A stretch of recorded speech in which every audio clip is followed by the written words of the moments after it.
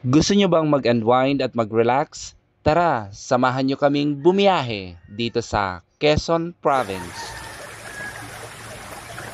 Isa sa pinuntahan namin dito sa Quezon Province ay ang Barangay Malapad, Real, Quezon. Ang biyahe namin from Metro Manila to Quezon Province ay almost 4 to 5 hours. From Pasig, dumaan kami ng bayan ng Teresa, Baras, Pililla, Mabitak, Siniluan, and Pami, Laguna, then Real, Quezon. Sa biyahe pa lang ay may enjoy mo na ito dahil sa napakagandang tanawin ng kapaligiran at ang malamig na simoy ng hangin na dumadampi sa iyong katawan. At bago po kami dumiretso ng Real, Quezon, dumaan po muna kami dito sa bayan ng Pami sa I-Mall dito sa Pure Gold.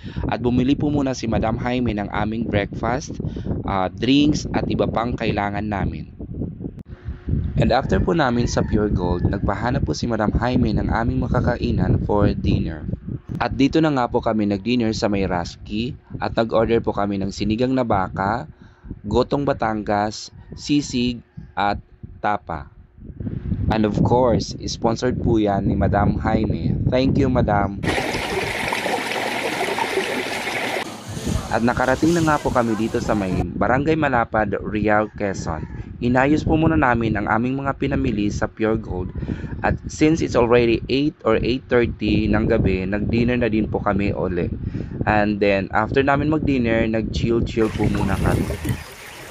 Kinaumagahan, ito po ang bumungad sa amin. Sa harap mismo ng nerentahan naming rest house, isang napakagandang nature spring. Malamig ang tubig dito at ang huni ng mga ibon ay talagang nakaka-relax. Nag-almusal po muna kami bago kami umikot ng Barangay Malapad, Real, Quezon.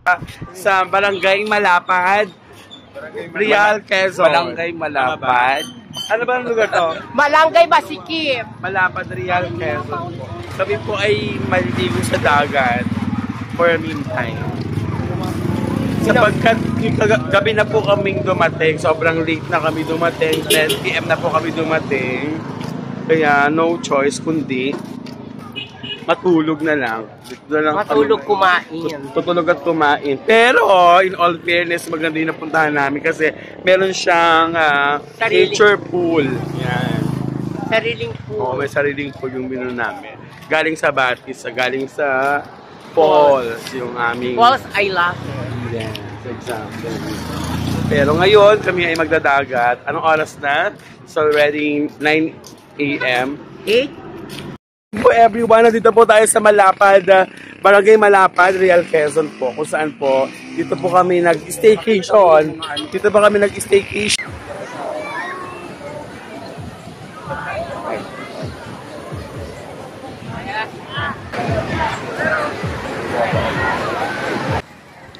Mula sa aming nirentahang rest house, malapit lamang po itong kanilang beach. So dito po muna kami naligo at nakisabay sa napakaraming taong naliligo dito sa Barangay Malapad, Real, Quezon. Isa sa mga ginawa namin dito ay magbuong-buang. Big wheels keep on turning, brown Mary keep on burning, rolling, rolling, rolling the river, rolling, rolling, rolling the river.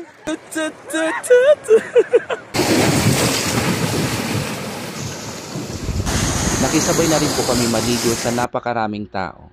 Maganda ang kanilang beach dito, malinaw at may mga malalaking alon. Mayroon din silang surf camp at makukulay na Havanas cottages.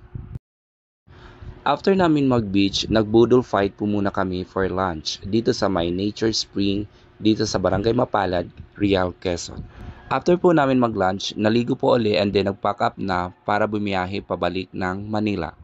While on the road, ito po ang some parts ng breathtaking beauty of natures.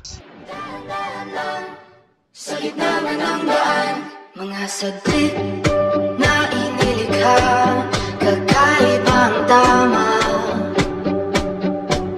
nang sinag sa iyong kutis na kayo manggiliw. Saan ba ako dinadala? Bawat ngiti biglang nabura, iyong nakikita. Yun lamang po for today's video mga ka-vibes. Maraming salamat sa inyong panonood. Please share po. Thank you. Minsan